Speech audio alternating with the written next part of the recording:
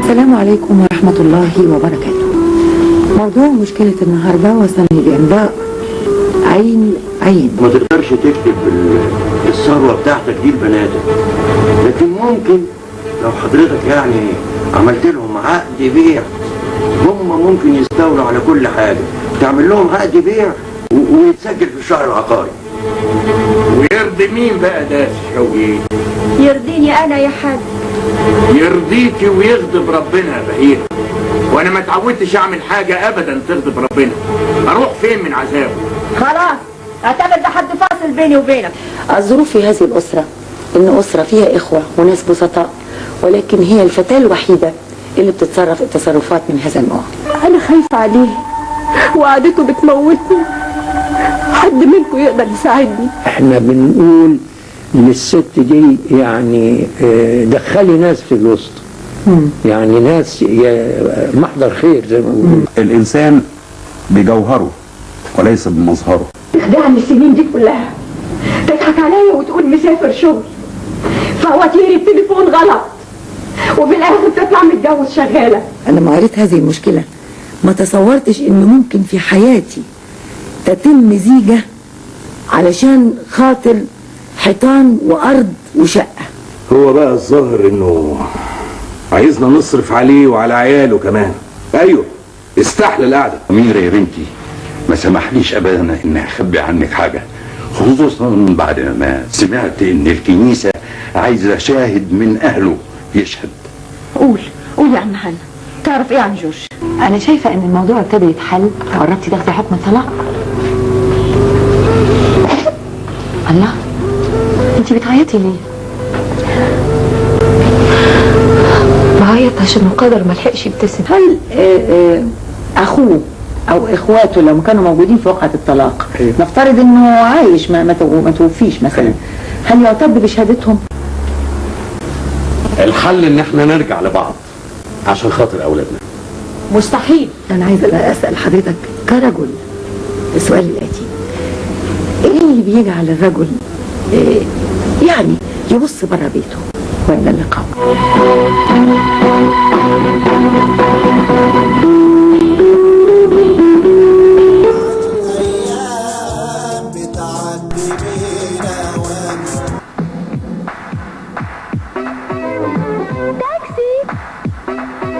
احنا لو حبينا نلقي الضوء بشكل سريع جدا على هذه الأسرة المسرحية، حضرتك تقول ايه؟ طبعا انا بحيي هذه الأسرة، وانا كنت سعيد جدا في التعامل معهم، ويسعدني ان اذكرهم جميعا: الفنانة نوال ابو الفتوح، وفاء مكي، الفنان القدير الراحل محمد الشويحي، الفنانة هانم محمد، فنان سامي مغاوري، الفنان لاعب الكرة السابق جمال عبد الحميد.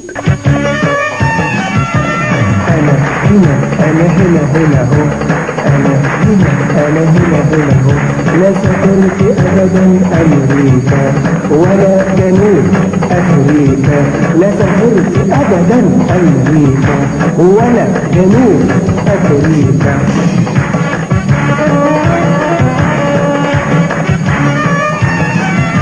وسافر لي واهرب من ايه، وسافر لي واهرب من ايه، من نصابين للأنطاقين بكرة يتمسح بأمريكا، من نصابين للأنطاقين بكرة هيتمسحوا بأمريكا. الوضع الخاطئ لا يمكن أن يستمر إلى الأبد، لأنه في النهاية ضيوف تاكسي السهرة، ومرت الدقائق سريعا وجاءت لحظة كلمة تصبحوا على خير. مع ختام جولتكم في التاكسي اللي بنتمنى انها تكون حققت تطور ولو بنسبة نص درجة عن الجولات السابقة. سعدنا بوجودكم معنا خلال جولات التاكسي في سهرات القاهرة وليالي رمضان. نلتقي بحضراتكم في مساء الاثنين القادم ان شاء الله. هنحاول خلال الجولة القادمة تغطية الاستعدادات الفنية الخاصة بأيام عيد الفطر المبارك، أعاده الله علينا جميعا بالخير والبركات. ضيوف تاكسي السهرة، إلى اللقاء في الأسبوع القادم بإذن الله بنعيش معا الساعات الأخيرة من وداع هذا الشهر الكريم، شهر رمضان المبارك.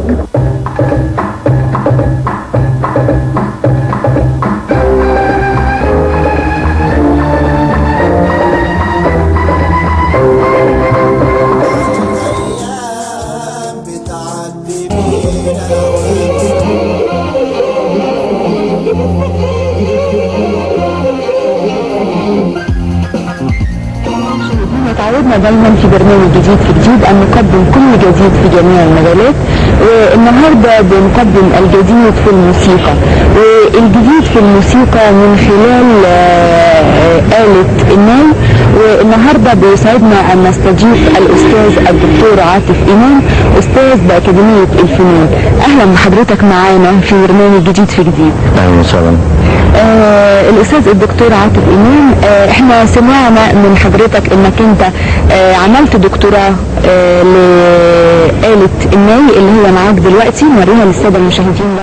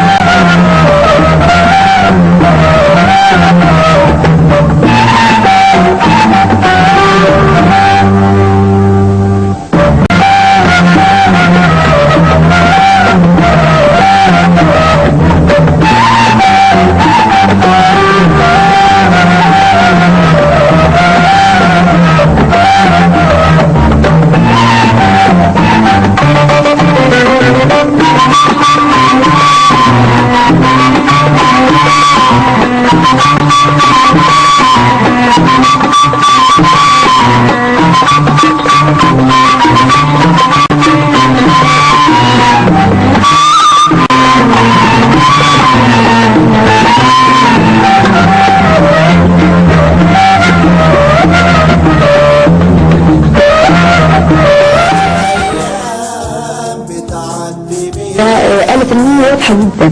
هل هي آلة الناي القديمة أو حصل فيها تعديل اللي شفناه على جدران المعابد، أو هي نفس الآلة اللي بنستعملها دلوقتي؟ آلة الناي هي من ساعة ما اكتشفت لغاية دلوقتي هي آلة الناي، ما فيش أي تطوير ولا أي حاجة حدثت على آلة الناي، هي شرخ من ساعتها. طب حضرتك برضه ذكرت إن آلة الناي من الآلات طبعا الناي والعود والقانون والكمانجة والإيقاع. سيداتي وسادتي، مصر صاحبة الحضارة والتاريخ، مصر الماضي بكل عظمته وأثاره، مصر الحاضر الذي يؤكده إصرار شعبها، مصر المستقبل الذي يصنعه عرق أبنائها، مع أبناء مصر الذين يصنعون بالانتماء وحبات العرق بسمة على وجه مصر. من كل مصري مطلوب من كل وطني، من كل وطني، مطلوب من كل مصري، من كل مصري، من كل أب، من كل أم، من كل أب، من كل أم. منقولش ايه تبنى مصر، منقول هننتهي مصر، منقولش ايه تبنى مصر، منقول هننتهي مصر. يا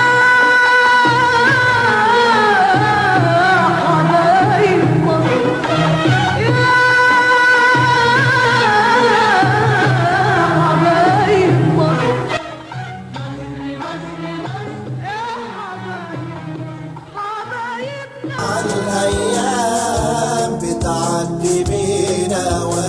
ان برضه في استمرار في الاتجاه للاصوات الشابه وتبني اصوات جديده.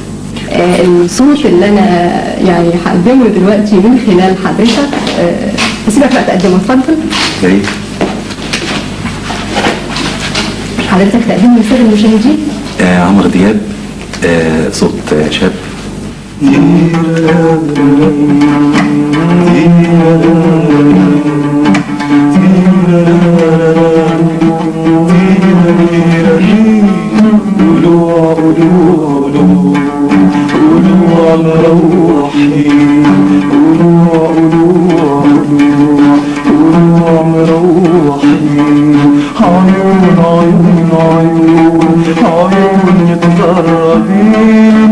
حد عارف مين اللي روح ليه، ما حد عارف مين اللي روح ليه، مين اللي راح يفرح ومين يبقى. عايزاكم انتوا الاثنين، اتفضلي اتفضلي. عايزاكم انتوا الاثنين بقى نقدم فقرة الغناء صمتا، بس تبقوا دويتو، يعني الاغاني بصوت فنانة تبقى لطيفة والفنان تبقى انت. خلي بالك انا بتهيألي تيجي انت مطرحي هنا لطيفة، تعالي مطرحي. ايوه خليني انا هنا عشان انا اللي هادي كل واحد فيكم كام على 10. هدي نام خليكم جد. طبعا. أو النصب أو معرفش العدد اللي حصرناه فعلا لسيد زيان في هذا الدور عدد كبير جدا. معرفش هل السمات الشخصية أو الشكلية بتديهم هذا الانطباع ولا إيه السيد؟ لا الحرامية يعني في حرامي بتسرقي وانت سعيدة جدا يعني. اللي هو انت بقى؟ لا يعني الدليل الطوابير اللي كانت بتحصل في شركات كانت الناس مش ملاحقة ناس وهم عارفين طب مين سيد الناس في نظر إيمان التوخي بعد أغنية سيد الناس؟ الجمهور أكيد. هو سيد الناس؟ أكيد طبعا بالنسبة للفنان في الشكل. رصيدك من الأغاني يا إيمان؟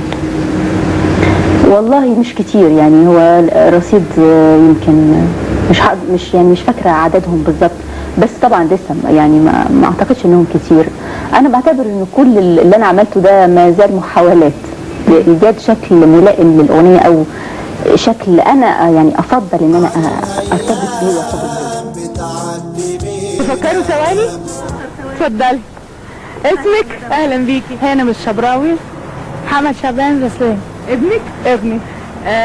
هانم ليكي سؤالين في البرنامج، وانت عارفه طبعا لما تعرفيهم وتجاوبي صح ليكي 5 دقايق على الشاشه. اوكي. السؤال الاول بيقول لك ما هي الدوله اللي سميت على اسم الزعيم الامريكي سيمون بوليفار؟ بوليفار. نقول بوليفيا. برافو عليكي. انت تكسبي 5 دقايق. تحب تشوفي ايه على الشاشه؟ تختاري ايه؟ الحقيقة يعني لو ممكن اقابل الفنانة شهيرة.